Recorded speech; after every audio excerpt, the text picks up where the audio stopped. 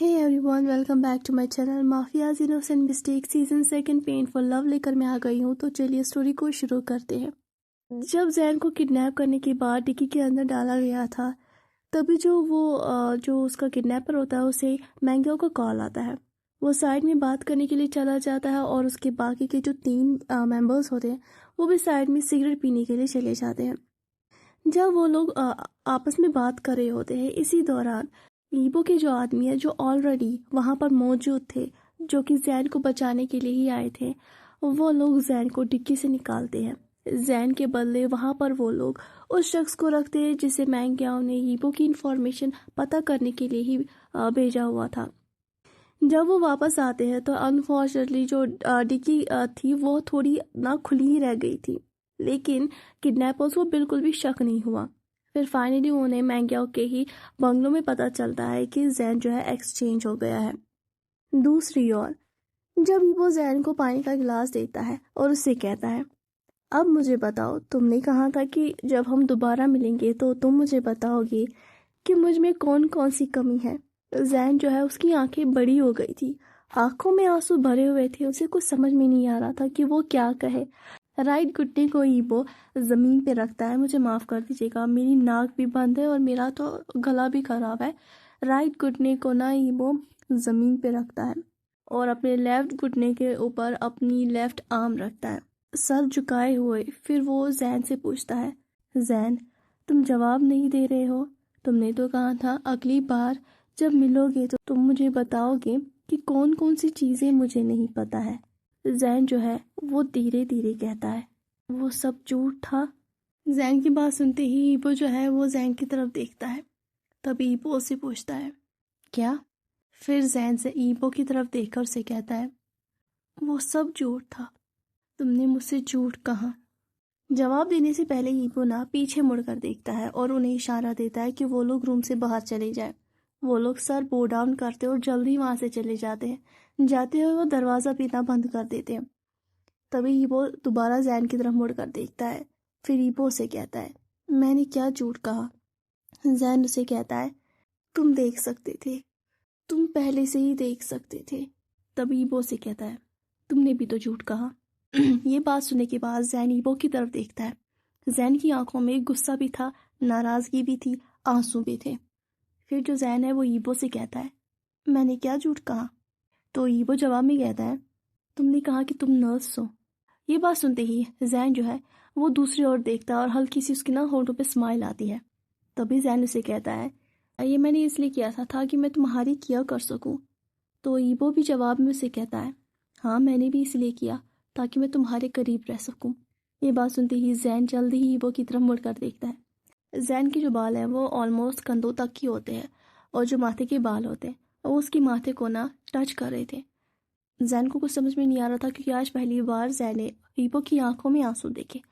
तभी हीबो से कहता है, मैं अब चलता हूँ, तुमसे कुछ दिनों के बाद ही मुलाकात होगी। अपना ख्याल रखना, फिक्र मत करना, तुम्हारे पास जो शख्स रहेगा वो तुम्हारी अच्छे से हिफाजत करेगा। तभी जैन उसे कहता है, नहीं, मुझे वापस जाना है, मेरा काम। तभी हीबो उसे कहता है, फिक्र मत करो, मैंने तुम्हारे नाम पर लीव रख दी है, इसलिए तुम्हें कोई नहीं ढूंढेगा। जैन जो है वो हैरान होकर उसे कहता है, लेकिन क्यों? मुझे वापस जाना है। तभी जो ईबो है वो उसे कहता है, तुम्हारी जान को खतरा है, इसलिए तुम्हें यहाँ पर लाया गया है। और हाँ, तुम यहाँ अकेले नहीं हो, तुमसे अब कुछ दिनों के बाद ही मुलाकात होगी। अपना ख्याल रखना, तुम्हारा फ़ोन मेरे पास है। और हाँ, यहाँ से बाहर जाने की कोशिश मत करना और किसी से मिलने की भी कोशिश मत करना। ये कहने के बाद ईबो जो है वो वहाँ से चला जाता है। जैसे ही ईबो दरवाजे के पास पहुँचता है और दरवाज़ा खोलने वाला होता है, तभी ईबो को कुछ याद आता है। फिर वो जैन की तरफ पलट कर देखता है और उससे कहता है, वैसे तुम खाना काफ़ी अच्छा बना लेते हो।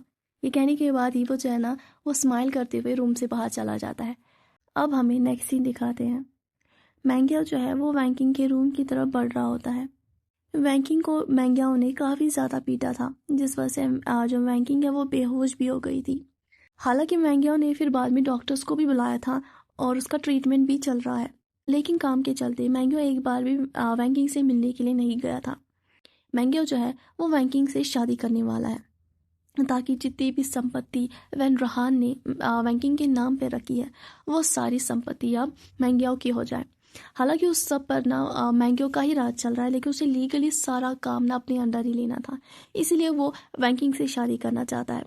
जैसे ही वो वैंकिंग के रूम के अंदर चला जाता है तो वो देखता है कि वैंकिंग जो है ना वो बेड के ऊपर लेटी हुई नहीं है, बेड बिल्कुल खाली है। तो वो बाथरूम में झांक कर देखता है कि वैंकिंग शायद बाथरूम गई हुई हो, लेकिन वहां पर भी वैंकिंग नहीं होती है। उसके बाद फिर वो खिड़की के पास आता है। अब वैंकिंग खिड़की से ही भागकर चली गई थी। जैसे ही वो खिड़की को खुला हुआ देखता है तो वो जल्दी ही बाहर जाता है और अपने आदमियों को बुलाता है। जैसे ही उसके आदमी आते हैं तभी जो मैंगिया है वो ऑर्डर देता है और उनसे कहता है पूरे एरिया का चप्पा चप्पा ढूंढो, वैंकिंग ज़्यादा दूर नहीं गई होगी, क्योंकि वैंकिंग इंजर्ड भी थी और काफ़ी ज़्यादा कमज़ोर भी हो गई थी। इस वजह से जो वैंकिंग है वो भी आसपास ही होगी। ऑर्डर लेने के बाद उसके आदमी जल्दी ही वैंकिंग को ढूंढने के लिए निकल जाते हैं। वैकिंग जंगल के रास्ते से ही भाग रही होती है, क्योंकि जंगल का रास्ता ही एक ऐसा रास्ता है जहाँ पर मैंगियों के आदमी उसे नहीं पकड़ सकते। जंगल का रास्ता काफ़ी ज़्यादा भूल भुलैया टाइप का रास्ता था, जिस रास्ते के बारे में वैंकिंग को तो बचपन से ही पता है, लेकिन मैंगियों के आदमियों को दिक्कत होगी उसे पकड़ने में। इसलिए वैंकिंग ना जंगल का रास्ता ही सिलेक्ट करती है। जंगल के बीचों बीच वो भागते हुए ने पहाड़ियों को ना क्रॉस करती है दूसरी तरफ।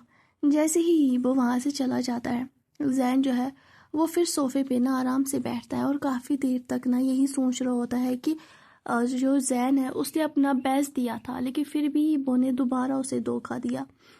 जैन को हर एक छोटी सी छोटी मूवमेंट ना उन दोनों के बीच की ना हॉस्पिटल में जो कुछ भी हुआ वो सभी याद आता है। जैन को याद आता है जब उसे पहली बार उसे कहा था कि मैं आपकी नर्स हूँ। ये याद आते ही जैन ना काफ़ी एम्बेरस सा फील करता है कि ईबो ने उसे देख लिया था और वो गधों की तरह उसके सामने झूठ पे झूठ बोले जा रहा था। एम्बेरसमेंट की वजह से ना जैन अपनी आंखें तक बंद कर देता और सोचता है कि मैं कितना बेवकूफ़ हूँ। मैंने एक बार भी नहीं सोचा था कि ऐसा कुछ भी हो सकता है। काश मुझे पहले ही पता होता तो मैं उस वार्ड के आसपास भी नहीं जाता। अभी जैन ये सोच ही रहा होता है तभी अचानक से ना उसके रूम का ना दरवाज़ा कोई खटखटाता है। जैसे ही दरवाज़ा खटखटाने की आवाज़ आती है तो जैन जो है वो समझता है कि शायद ईबो वापस आ गया हो। तो वो आराम से दोबारा अपनी कमर को ठीक रखता है और फिर ना अपने चेहरे पे ना सीरियसनेस लाकर कहता है, कौन है? तभी दरवाज़ा खुल जाता है और वहाँ से ईबो नहीं बल्कि वैनिंग चला आता है। अचानक से वैनिंग को अपने सामने इतनी सालों के बाद देखकर जैन को यकीन नहीं हो रहा था। तो वो जल्दी ही सोफे से उठ जाता है और वैनिंग से कहता है, निंग तुम यहाँ पर?" तभी जो वैनिंग है वो रेस्पेक्ट में अपना सर बो डाउन करता और उससे कहता है, मैडम आप ठीक हो? ये बात सुनते ही जो जैन है वो उसके नज़दीक आता है। वो उसके कंधों को पकड़ता है और उससे कहता है, निंग तुम तुम ठीक हो? तुम थे कहाँ पर? तभी जो वैनिंग है वो हल्का सा मुस्कुराते हुए जैन की तरफ देखता है और फिर उसे कहता है, मैं ठीक हूँ, आप बताइए आप ठीक हो? तो जो जैन है वो हाँ में नॉट करता है। फिर जैन उससे कहता है, आ जाओ चलो यहाँ पर बैठो। निंग जो है वो चुपचाप सोफे पे बैठता है और जैन उसके बगल में बैठता है। फिर जो जैन है वो उसे कहता है, तुम कहाँ थे? इतने सालों तक तुम कहाँ पर थे? तुमने क्या किया? उस दिन तुम मुझसे मिले उसके बाद गायब भी हो गए। तभी जो वैनिंग है वो उसे कहता है, मैडम मैं आपको सब कुछ बताऊंगा, पहले आप शांत हो जाइए। जैन जो है फिर वो आराम से बैठता है। तभी जो वैनिंग है वो उसे पूरी सिचुएशन बताता है कि उसके बाद उसने क्या क्या किया, कैसे उसने यहाँ पर घर बनाया, वो जॉब भी करता है। तभी जो जैन है वो उसे कहता है, लेकिन तुम यहाँ क्या कर रहे हो? यहाँ पर तो ईबो भी है। तभी जो वैनिंग है वो उसे जवाब में कहता है, एक्चुअली उन्होंने ही मुझे कहा है कि मैं आपका ख्याल रखूं। उन्होंने मुझे चारों ओर ढूंढा आपके लिए, ताकि वो आपको मेरी हिफाजत में ही रखे, आपको कुछ हो ना जाए। ये बात सुनकर जो जैन है वो उसे कहता है, मतलब मुझे कुछ समझ में नहीं आया। तभी वैनिंग उसे सारी सिचुएशन बताता है कि अभी तक क्या क्या हुआ, लेकिन वैनिंग को ये नहीं पता कि जो सोयांग है वो किडनैप हो गया है। वैनिंग को बस इतना ही पता है कि जो जैन है उसके ऊपर हमला होने वाला है, उसकी जान खतरे में है, इसलिए जो ईबो है उसने वैनिंग को जैन की हिफाजत के लिए वहाँ पर रखा है। तो जो वैनिंग है वो उसे बस इतना ही बताता है। ये बात सुनकर कि जैन की जान को खतरा है, तभी जैन जो है वो वैनिंग से कहता है, निंग मेरी जान को खतरा है, पर किससे? मेरा तो कोई दुश्मन नहीं है, शायद बो को कोई मिसअंडरस्टैंडिंग हो गई होगी। तभी जो वैनिंग है वो उसे कहता है, मैडम आप माफिया वर्ल्ड से काफ़ी अनजान हो, यहाँ कोई किसी को दुश्मन बनाता नहीं है, दुश्मन अपने आप बन जाते हैं। और आप चाहे माफिया वर्ल्ड में काम करती हो या नहीं, लेकिन आपका कनेक्शन बचपन से ही माफिया वर्ल्ड के साथ रहा है, क्योंकि आपके फादर और आपकी मदर वो दोनों माफिया वर्ल्ड में एक जाना माना सा नाम थे। इसलिए आपके साथ माफिया का कनेक्शन आपके पैदा होने से पहले से ही है। तभी जो जैन है वो उसे कहता है, हाँ पर मुझे खतरा किससे है ये तो पता होना चाहिए ना। तभी वैनिंग जवाब में उसे कहता है, वो तो मुझे भी नहीं पता, लेकिन इतना कंफर्म है कि आपकी जान को खतरा है। कोई आपको किडनैप करने के लिए आया था। तभी जो जैन है उसे याद आता है कि उसे कोई किडनैप करने के लिए आया था और जैन ने उसका चेहरा भी देखा। तो जैन उसे कहता है, अरे हाँ मैं तो भूल गया था, जब मैं सो रहा था तभी किसी ने मेरे मुंह पे रुमाल डाली थी। मैंने अपने आप को बचाने की बहुत कोशिश की, लेकिन उसके बाद मुझे कुछ याद नहीं है। तभी वैनिंग उससे कहता है, जी मैडम, वो लोग आपको ना किडनैप करने के लिए आए थे। टाइम पे ना मिस्टर वैंग कीपो ने ही आपको बचाया है, वरना आप यहाँ पर नहीं होते। उनके आदमी आप पर 24 घंटे नजर रखे हुए थे। तभी जो जैन है ना उसे रियलाइज हो जाता है कि वो सच में काफी बड़े खतरे में था और बो ने उसकी जान बचाई है। ये बात सोच कर ना जैन ने गहरी सांस छोड़ता है और उसके होठों पर ना हल्की सी स्माइल आती है, ये सोचकर कि वो अभी भी उसकी इतनी फिक्र करता है।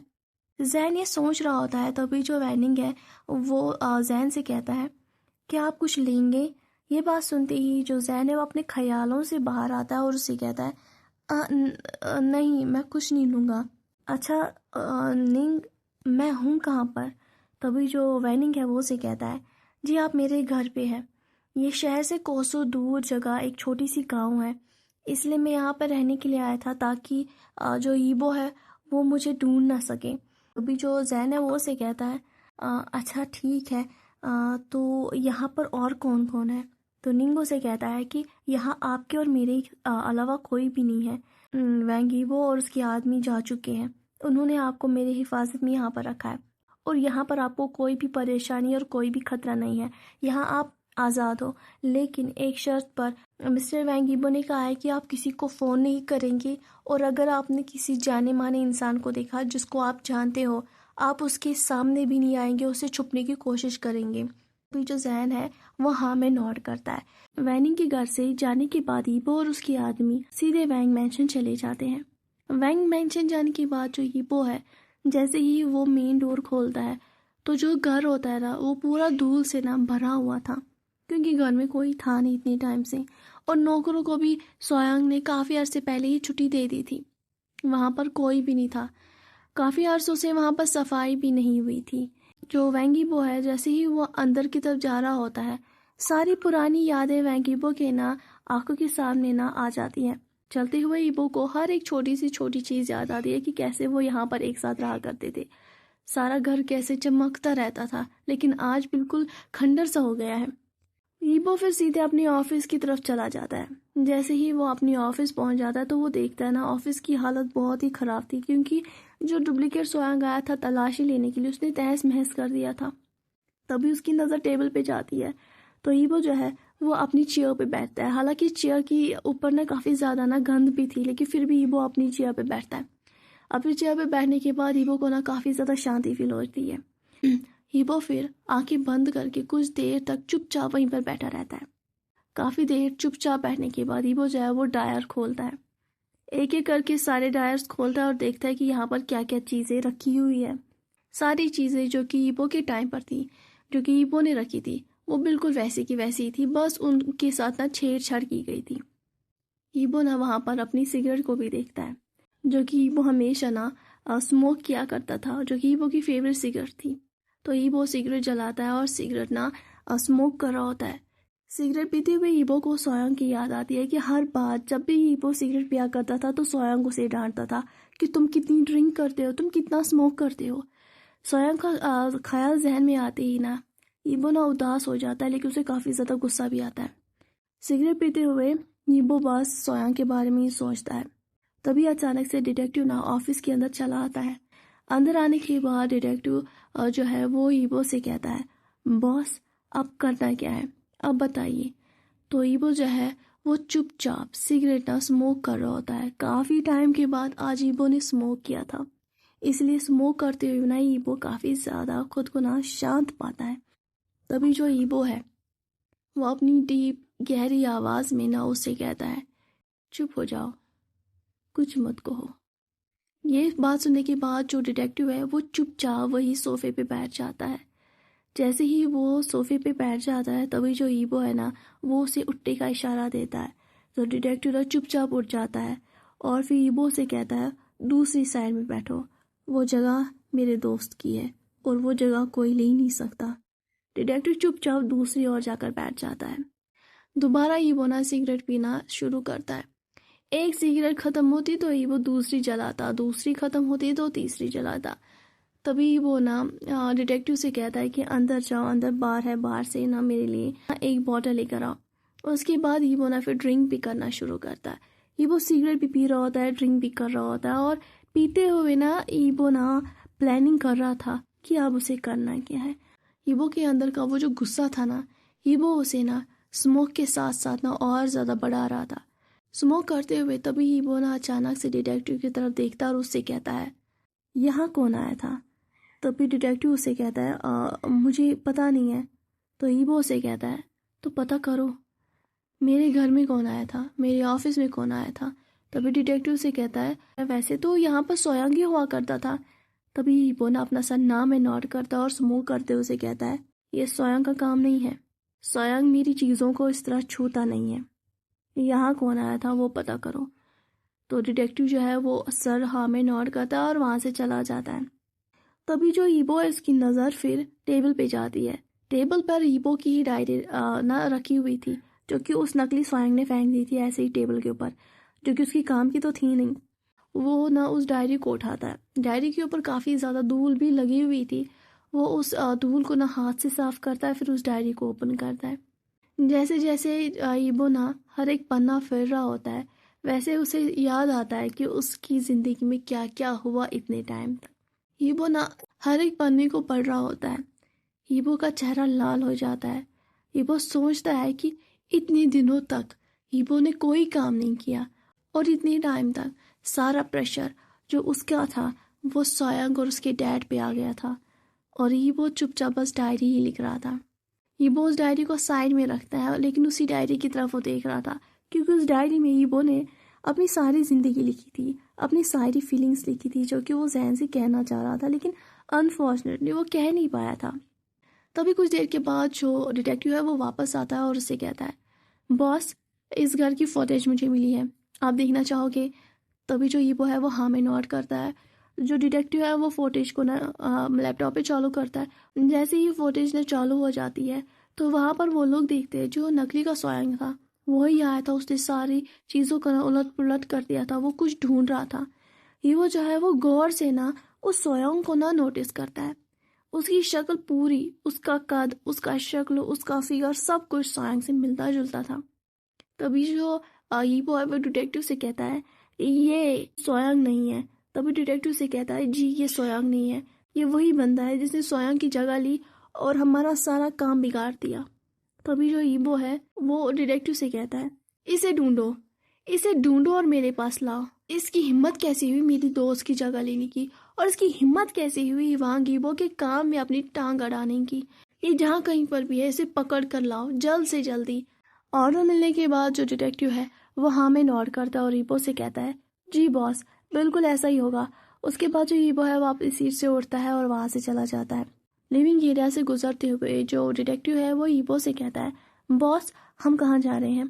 तभी जो ईबो है वो उसे कहता है, हम लोग वेयर हाउस जा रहे हैं। अब हमारा ऑफिस वेयर हाउस होगा, हम वहीं पर मिलेंगे। डिटेक्टिव जो है वो चुपचाप ईबो के पीछे पीछे चलता है। मेंशन से बाहर जाने के बाद ईबो जो है वो अपनी गाड़ी की तरफ बढ़ता है। लीसुंग जो है वो ईबो का ही इंतजार कर रहा था। ईबो को देखने के बाद जो लीसुंग है वो रेस्पेक्ट में अपना सर ना बो डाउन करता है। ईबो जो है वो चुपचाप अपनी गाड़ी के अंदर बैठ जाता है। आज काफी अरसों के बाद ईबो अपनी गाड़ी में बैठा था। लीसुंग जल्दी गाड़ी के अंदर बैठ जाता है। जो डिटेक्टिव है वो भी गाड़ी के अंदर बैठ जाता है। उसके बाद फिर वो लोग वेयर हाउस की तरफ चले जाते हैं। जाते हुए जो डिटेक्टिव है वो ईबो से कहता है, बस अब हमें क्या करना है? तभी जो ईबो है वो उसे कहता है, शांत हो जाओ, क्योंकि जो मैंग्याओ है वो हमारा ही इंतज़ार कर रहा है। लेकिन इस बार मैंग्याओ को मैं ऐसा झटका दूंगा जो वो कभी भूल नहीं पाएगा। उसे हमेशा याद रहेगा कि ईबो के खिलाफ जाने का अंजाम क्या होता है।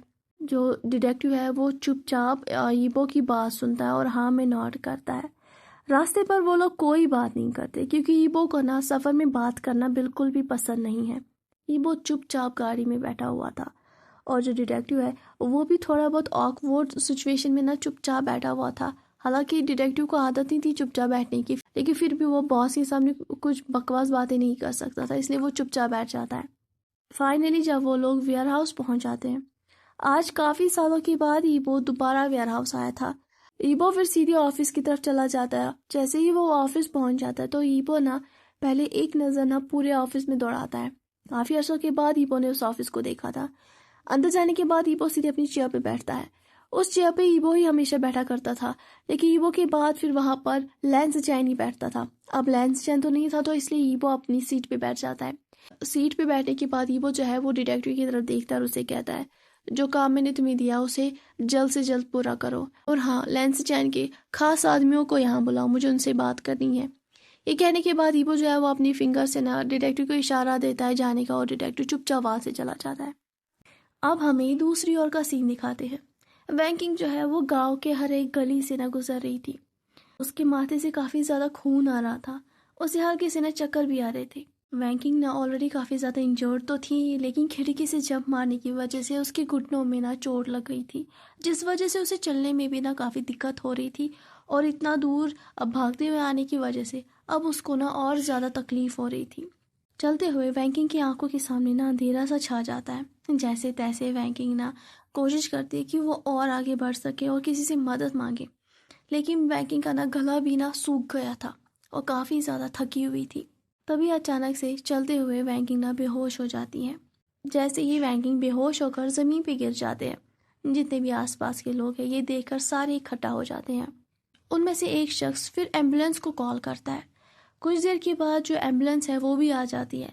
फिर वैंकिंग को उठाकर ना वो लोग लेकर चले जाते हैं। दूसरी तरफ जो ईबो है वो ऑफिस में बैठकर सोचता है कि काफी टाइम हो गया, वैंकिंग का कुछ भी पता नहीं है। फिर ईबो लीसुंग को ना कॉल करता है और उसे ऑफिस के अंदर बुला लेता है। जैसे ही लीसुंग ऑफिस के अंदर चला आता है तभी जो ईबो है वो उसे कहता है, क्या तुम्हें वैंकिंग के बारे में कुछ पता है? तो लीसुंग जो है वो हाँ में नॉट करता है और उसे कहता है, बॉस मुझे तो बस इतना ही पता है कि वो रहती कहाँ पर है और उसका बॉयफ्रेंड, और ज़्यादा मुझे कुछ पता नहीं है। तभी जो ईबो है वो उसे कहता है, वैसे वैंकिंग लास्ट टाइम तुमने उसे कब देखा था, वो घर कब आई थी? तभी जो लीसुंग है वो जवाब में उसे कहता है, बॉस वो तो लास्ट टाइम तब आई थी जब अचानक से जो लैंस चैन सर है वो मेंशन आए थे, तब जो वैंकिंग है वो भी वहीं पर थी। तभी जो ईबो है वो उसे कहता है, उसके बाद क्या तुमने उसे देखा या उसके बारे में कुछ पता चला? तो जो लीसुंग है वो उसे कहता है, एक्चुअली बॉस जब आप बीमार हो गए थे, आपके बीमार होने के बाद जो वैंकिंग है वो ज़्यादातर नहीं आती थी, वो कभी कभी आती थी, लेकिन जब आप यहाँ हॉस्पिटल में आपको एडमिट किया गया उसके बाद तो उसका आना ना के बराबर ही था। वो महीने में 1 या 2 बार ही आती थी, ज़्यादातर उसको कभी मैंने देखा नहीं। लेकिन जब से लैंस चैन सर का एक्सीडेंट हो गया ना, तब से तो उसके बारे में कुछ मैंने सुना ही नहीं है। तभी ये वो से कहता है, ठीक है वैंकिंग के घर जाओ, उसके घर की तलाशी लो, और हाँ उसका बॉयफ्रेंड, उसका पता करो और उसे यहाँ पर लेकर आओ, जल्द से जल्द ये काम हो जाना चाहिए। तो जो लीसुंग है वो उसे कहता है, बॉस आज शाम तक आपको सारी इन्फॉर्मेशन मिल जाएगी। तो ये कहने के बाद जो लीसुंग है वो वहाँ से चला जाता है। दूसरी तरफ वैंकिंग का ना हॉस्पिटल में इलाज चल रहा होता है, लेकिन वैंकिंग जो है वो अभी भी बेहोश है। एक तरफ से उसे लीसुंग ढूंढ रहा होता है और दूसरी तरफ से मैंग्याओ के आदमी। लीसुंग जो है वो वैंकिंग के घर जाता है और वहाँ चारों ओर तलाशी करता है, लेकिन उसे कुछ भी नहीं मिलता। घर में जब कुछ नहीं मिलता तो लीसुंग जो है वो वैंकिंग के बॉयफ्रेंड के बारे में ना पता करने की कोशिश करता है। काफ़ी ढूंढने के बाद भी उसे वैंकिंग का कोई भी बॉयफ्रेंड नहीं मिलता।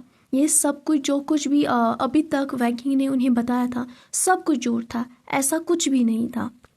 जब लीसुंग को कुछ मिलता नहीं है तो वो ईबो को कॉल करता है और फिर ईबो को सभी बातें बताता है कि जो कुछ भी अभी तक उन्हें वैंकिंग के बारे में पता था वो सब कुछ फेक था। ये सब कुछ सुनने के बाद ईबो फिर लीसुंग से कहता है, तुम एक काम करो, वैंकिंग के बारे में ये पता करो कि वो ज़्यादातर फ़ोन पे किससे बात किया करती थी और हाँ, वो कहाँ जाया करती थी, उससे कोई मिलने के लिए आता था, उसके आस पड़ोस में वो कहाँ जाया करती थी, हर एक जगह पर छानबीन करो। ली सुंग ऑर्डर लेने के बाद जो है काम में लग जाता है। दूसरी तरफ मैंग्यो के आदमी जो है वो ढूंढते ढूंढते उस गांव तक पहुंच जाते हैं। उनके पास जो वैंकिंग का फोटोग्राफ होता है वो चारों ओर ना लोगों से ना उसके बारे में पता करते हैं। इसी दौरान एक शख्स वैंकिंग को पहचान जाता है और वो उन लोगों से कहता है कि काफ़ी देर पहले एक लड़की लाल कपड़ों में यहाँ पर बेहोश हो गई थी, जो कि दिखने में बिल्कुल हूबहू ऐसी ही थी। ये सुनते ही वो लोग जो है ना वो समझ जाते हैं कि वो वैंकिंग की होगी। तभी वो लोग उस लड़की के बारे में और पूछताछ करते तो वो जो शख्स होता है वो उन्हें बता देता है कि वो पास के ही हॉस्पिटल में उसे एडमिट किया गया है। पता चलते ही ज़्यादा वक्त वो लोग ज़ाया नहीं करते, वो सीधे हॉस्पिटल की तरफ ही चले जाते हैं। इतनी देर में जो वैंकिंग है उसे होश आ गया था। होश आने के बाद जैसे ही वैंकिंग आंखें खोल कर अपने आसपास देखती है तो वो देखती है कि वो हॉस्पिटल में है, लेकिन उसी के वार्ड में ने एक नर्स भी है। वैंकिंग जो है वो धीरे धीरे नर्स को ना बुलाती है। जैसे ही नर्स वैंकिंग के नज़दीक आती है तभी जो वैंकिंग है वो नर्स से कहती है कि उसे यहाँ कौन लाया। तो नर्स से कहती है कि वो बेहोश हो गई थी, तो गांव के लोगों ने ही एम्बुलेंस बुलवाकर उसे यहाँ पर एडमिट करवाया है। ये सुनने के बाद जो वैंकिंग है वह गहरी सांस लेती है कि अभी भी वो मैंग्याओ से ना काफ़ी दूर है। तो जो वैंकिंग है वो नर्स से कहती है कि उसे मदद की ज़रूरत है, वो काफ़ी ज़्यादा मुसीबत में है। ये बात सुनने के बाद जो नर्स है वो उसे कहती है कि वो पुलिस को बुलाएगी। तो वैंकिंग जो है वो उसे रोक देती है और उसे कहती है कि वो पुलिस को ना बुलाए। जो शख्स उसे टॉर्चर कर रहा है वो काफ़ी ज़्यादा पावरफुल है। तो वो नर्स से कहती है कि उसे ना किसी को फ़ोन करना है जो उसकी मदद कर सकता है। नर्स जो है तो वो वैंकिंग से कहती है मेरे पास फ़ोन नहीं है। तभी जो वैंकिंग है वो नर्स से कहती है कि उसे एक पेन और पेपर चाहिए। नर्स ना जल्दी पेन और पेपर लेकर आती है। उसके बाद जो वैंकिंग है वो उसके ऊपर फ़ोन नंबर लिखती है और ईबो का नाम। फिर वैंकिंग उसे कहती है इस शख्स को फ़ोन करना और उस तक मेरा मैसेज भिजवा दो, प्लीज़ मेरा बस ये एक काम कर दो। वो जो नर्स है ना वो हाँ में नॉट करती है। उसके बाद जो वैंकिंग है ना वो सारा कुछ नर्स को बताती है कि उसे ईबो को क्या क्या कहना है। नर्स जो है वो चुपचाप ना सारी बातें सुन रही होती है। तभी अचानक से मैंग्यो के आदमी वैंकिंग के वार्ड के अंदर चले आते हैं। जैसे ही वैंकिंग उन लोगों को देखती है तो वो काफ़ी ज़्यादा डर जाती है। उसका डरा हुआ चेहरा देखते ही जो नर्स है वो समझ जाती है कि यही वो लोग हैं जिससे ये जो लड़की है डरी हुई है। नर्स चुपचाप साइड में चली जाती है। उसके बाद वो लोग ना ज़बरदस्ती ना वैंकिंग को लेकर वहाँ से चले जाते हैं। जैसे ही वो उसे घसीटते हुए लेकर जा रहे होते हैं, वैंकिंग जो है वो पीछे मुड़कर नर्स की तरफ देखती है। वैंकिंग की आंखों से ना आंसू बह रहे थे। नर्स चुपचाप ना वैंकिंग को ना इशारा देती है, उसे कहती है कि मैं ज़रूर फ़ोन करूँगी। जैसे ही वो लोग वैंकिंग को लेकर वहाँ से चले जाते हैं, जो नर्स है वो भागते हुए रिसेप्शनिस्ट के पास पहुँचती है। उसके बाद वो वही नंबर डायल करती है। दूसरी तरफ डिटेक्टिव जो है वो लैंस चैन के जितने भी खास आदमी थे वो लेकर ईबो के पास चला आता है। जैसे ही वो लोग ईबो को देखते हैं वो लोग सारे रेस्पेक्ट अपना सर झुकाते हैं। वो ईबो का वेलकम करते हैं और उसके बाद वो ईबो से कहते हैं कि वो कब से ईबो का ही इंतज़ार कर रहे थे। हर बार उनका बॉस यानी कि लैंस चैन उन्हें उम्मीद दिया करता था कि बॉस जल्दी ही ठीक होंगे और फाइनली आज बॉस उनके सामने, वो बहुत ज़्यादा खुश है। उनकी बात सुनकर ईबो जो है वो हल्का सा मुस्कुराता है और उसे यकीन नहीं हो रहा था जितना प्यार वो अपने आदमियों से करता है उतना ही प्यार उसके आदमी भी उससे करते हैं। उसके बाद ईबो ना उन्हें बैठने का इशारा देता है। उसके बाद फिर उनकी मीटिंग शुरू होती है। मीटिंग चल रही होती है। मीटिंग के दौरान ईबो का फ़ोन बजता है। ईबो जो है वो पहले फ़ोन को डिस्कनेक्ट कर देता है। दोबारा रिंग जाती है। ईबो जो है वो दोबारा फ़ोन डिस्कनेक्ट करता है क्योंकि इस बार वो लोग काफ़ी इंपॉर्टेंट बात कर रहे थे। तीसरी बार भी फ़ोन आता है। वो दोबारा ना फ़ोन डिस्कनेक्ट करता है। नर्स जो है वो बार बार कॉल कर रही थी क्योंकि हर बार जैसे ही फ़ोन कट हो जाता था नर्स की आंखों के सामने वैंकिंग आ जाती थी, इसलिए वो दोबारा कॉल करती थी यही सोचकर कि शायद ये शख्स वैंकिंग की जान बचाएगा। दोबारा ट्राई करने के बाद ना ईबो ना फ़ोन कट कर देता है। ईबो काफ़ी ज़्यादा परेशान हो गया था कि एक अननोन नंबर पे मुझे बार बार कॉल कौन कर रहा है। तभी नर्स ना दोबारा एक और बार कॉल करती है। इस बार ईबो अपना हाथ रेस करके सभी को ना शांत करता है और फ़ोन रिसीव करता है। जैसे ही ईबो फ़ोन रिसीव करता है दूसरी ओर जो नर्स होती है वो फ़ोन पे ही ईबो से कहती है हेलो, क्या मैं ईबो से बात कर रही हूँ। तभी जो ईबो है वो करता है और उसे कहता है जी हाँ मैं ही हूँ। जो नर्स है वो उसे कहती है सर मैं आपको कब से फ़ोन कर रही थी, आप फ़ोन रिसीव नहीं कर रहे थे, प्लीज़ उस लड़की की जान बचाइए। तो जो ईबो है वो उसे कहता है तुम कौन हो और तुम मुझे कहाँ से फ़ोन कर रही हो और मुझे किसकी जान बचानी है। तभी नर्स उसे कहती है जी मैं सिटी हॉस्पिटल से फ़ोन कर रही हूँ, मैं वहाँ नर्स का काम करती हूँ जी। कुछ देर पहले यहाँ एक लड़की को एडमिट किया गया था, उसी ने मुझे आपको फ़ोन नंबर दिया और उसी ने मुझसे कहा कि मैं आपको कॉल करूँ, उसने आप तक एक मैसेज पहुँचाने के लिए कहा है। ईबो जो है वो उसे कहता है मैसेज, क्या तुम्हें पता उसका नाम क्या है। तो जो वो नर्स है वो उसे कहती है जी हाँ उसका नाम वैंकिंग था, उसे कुछ लोग यहाँ से ज़बरदस्ती उठा कर लेकर चले गए हैं, उसने कहा था कि बॉस तक ये मैसेज पहुँचाना है। ईबो जो है जैसे ही वो वैंकिंग का नाम सुनता है तो वो उसे कहता है जल्दी मुझे बताओ उसने क्या कहा। उसके बाद जो नर्स है वो सारी बातें उसे बताती है जो वैंकिंग ने नर्स से कहा था। सारी बात सुनते हुए ना ईबो का ना चेहरा लाल हो जाता है। सामने बैठे हुए जितने भी लोग थे वो सभी ईबो का चेहरा देख रहे थे कि ईबो का ना चेहरे का रंग ही ना चेंज हो गया है। डिटेक्टिव भी काफ़ी ज़्यादा परेशान हो जाता है कि ईबो किससे फ़ोन पे बात कर रहा है। ईबो जो है ना उसकी आंखें भी बड़ी हो गई थी और गुस्से से ना ईबो ना अपना हाथ ज़ोर से टेबल पे मारता है।